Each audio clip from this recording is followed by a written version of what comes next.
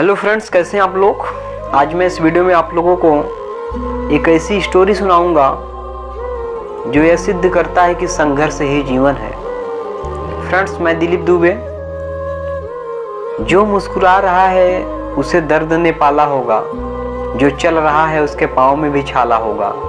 बिना संघर्ष के इंसान चमक नहीं सकता, जो जलेगा उसी के जीवन में उजाला होगा।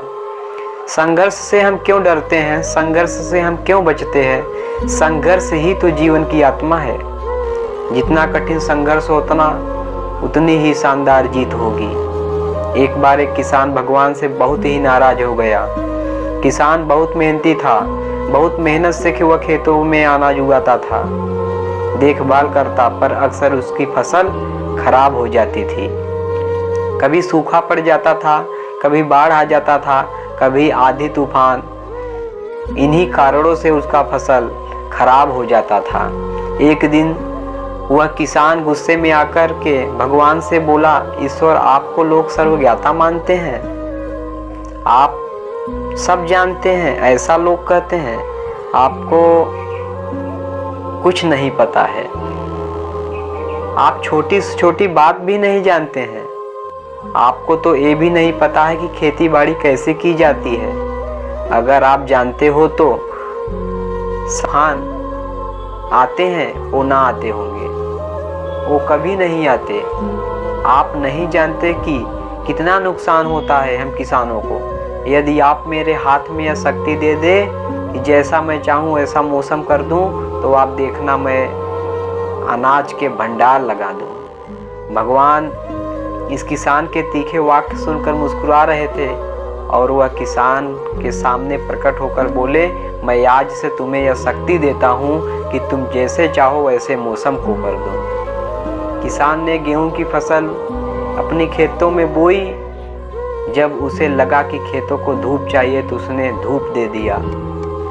जब उसे लगा कि खेतों में पानी चाहिए तो उसने बारिश कर दी। लेकिन उसने कभी खेतों में आंधी तूफान को आने नहीं दिया। हरी भरी ललहाती फसल, मन ही मन वो बहुत खुश हो गया और सोचने लगा, अब सबूत के साथ दिखाऊंगा भगवान को।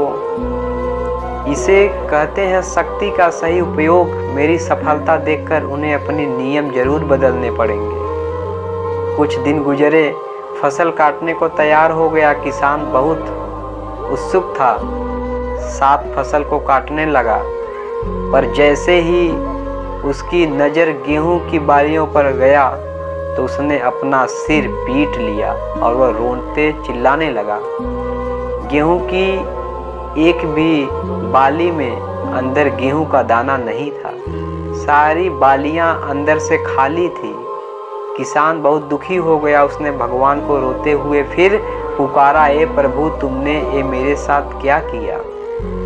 क्या तुमने मुझे कोई सजा दी? भगवान बोले, पुत्र, ये तो होना ही था। तुमने पौधों को संघर्ष करने का मौका ही कहाँ दिया। ना तो तुमने उन्हें आंधियों से जूझने दिया, ना तेज बारिश से सहने दिया, और ना ही धूप में तपने दिया। एक भी चुनौती का सामना तुमने उन्हें नहीं करने दिया। इसीलिए सारे पौधे अंदर से खोखले हैं। जब आंधी तूफान, तेज बारिश और धूप पड़ती है, तभी ये पौधे अपने अस्तित्व को बचाने के लिए संघर्ष करते हैं। और इसी संघर्ष से एक बल पैदा होता है, जिसमें शक्ति होती है, ऊर्जा होती है, और यही ऊर्जा पूर्ति तेरे गेहूं के दानों की तरह जो नहीं फूटी, तूने उन्हें कठिन परिस्थितियों से गुजरने ही नहीं दिया। जहाँ उसके अस्तित्व का जन्म होता, सारे बालियाँ इसलिए खाली हैं, इसमें एक भी गेहूं का दाना इसलिए नहीं है क्योंकि तुमने अपने पौधों को संघर्ष कराया ही नहीं। याद रखिए, स्वर्ण में सौरणीय आभार तभी आती है जब वह आग में तपते, गलने और हथौड़े के पीटने जैसे संघर्षों से गुजरता है। कोयले का टुकड़ा हीरा तभी बनता है जब वह उच्च दाब और उच्च ताप पर मुश्किल परिस्थितियों से गुजरता है। इसी तरह यदि हमारी जिंदगी में कोई संघर्ष ही ना हो, कोई चुनौती ही ना हो, तो हम भी गेहूं की बालियों की तरह खोखले रह जाएंगे, कोई अस्तित्व नहीं रहेगा हमारा।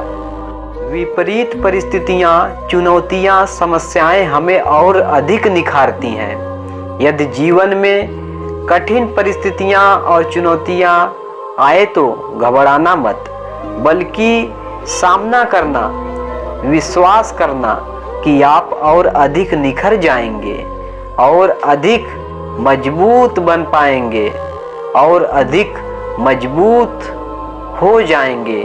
किसी ने कितना भी सही कहा, जिंदगी जीना आसान नहीं होता, बिना संघर्ष कोई महान नहीं होता।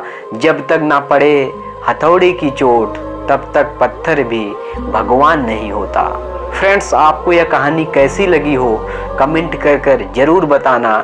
Thank you so much.